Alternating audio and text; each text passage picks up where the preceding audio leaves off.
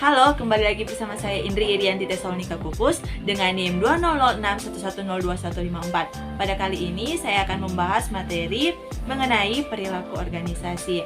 Ingin tahu? Yuk simak! Apa sih yang dimaksud dengan perilaku organisasi?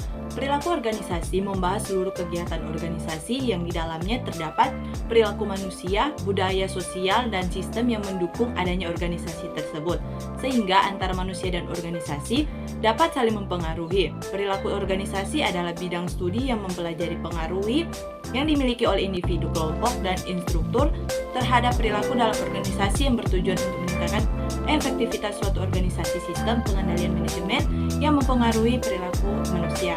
Nah, yang kedua, jelaskan pengertian perilaku organisasi menurut para ahli.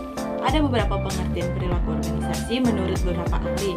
Di antaranya yaitu pertama, Joy Kelly, perilaku organisasi adalah suatu bidang studi yang mempelajari sifat-sifat organisasi termasuk bagaimana organisasi dibentuk, tumbuh, dan berkembang. Kedua, Adam Indrowijaya, perilaku organisasi adalah suatu bidang studi yang mempelajari semua aspek yang berkaitan dengan tindakan manusia, baik aspek pengaruh anggota terhadap organisasi maupun pengaruh organisasi terhadap anggota.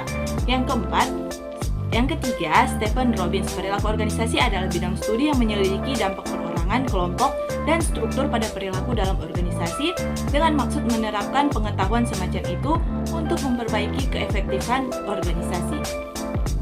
Yang ketiga, jelaskan faktor-faktor informal yang mempengaruhi keselarasan tujuan terdiri dari faktor eksternal dan faktor internal.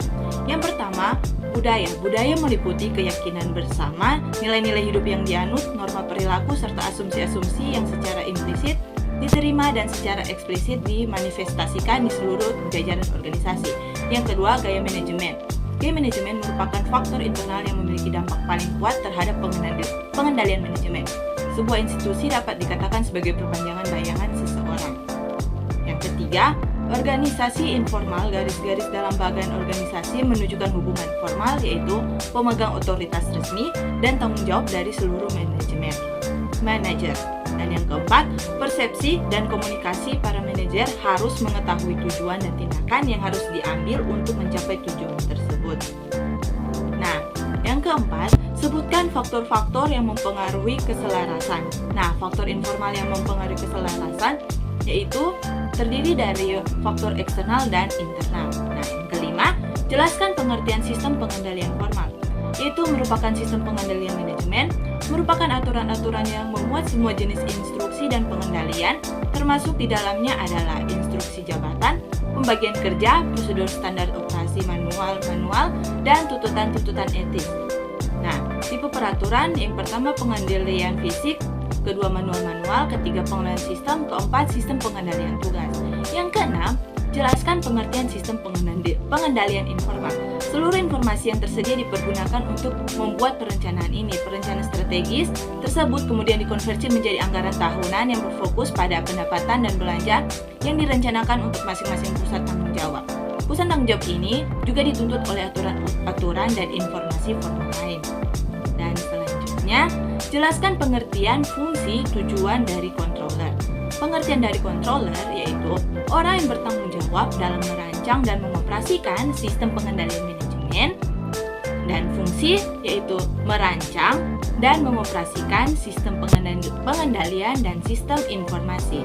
Yang kedua, menyiapkan pernyataan keuangan dan laporan keuangan kepada para pemegang saham dan pihak-pihak eksternal lainnya. Yang ketiga, menyusun dan menganalisis laporan kinerja dan membantu manajer. Keempat, melakukan supervisi audit internal dan prosedur pengendalian akuntansi.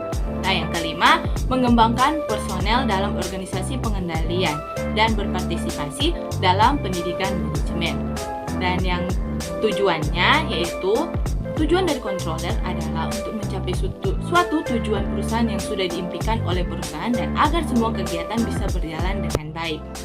Nah, kedelapan, jelaskan keuntungan dari bentuk perusahaan unit bisnis, yaitu struktur ini bisa berfungsi sebagai tempat pelatihan bagi manajemen secara umum.